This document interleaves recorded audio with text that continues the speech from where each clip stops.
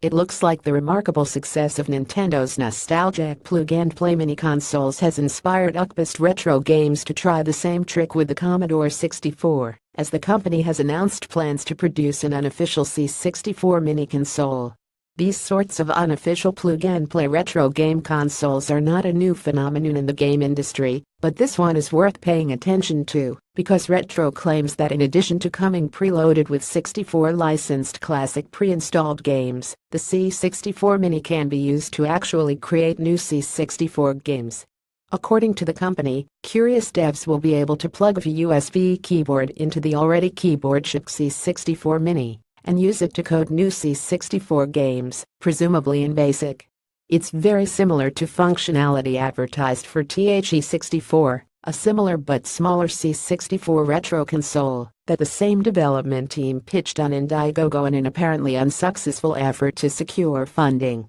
However, it appears as though they managed to find a retail partner in German firm Koch Media, which owns Welcome and game publisher Deep Silver. With the backing of Koch, Retro says it plans to release the C64 Mini in early 2018 for $70. It's worth pointing out that Retro repeatedly refers to the planned mini-console as The64 Mini, presumably because the company hasn't licensed the rights to use the Commodore name.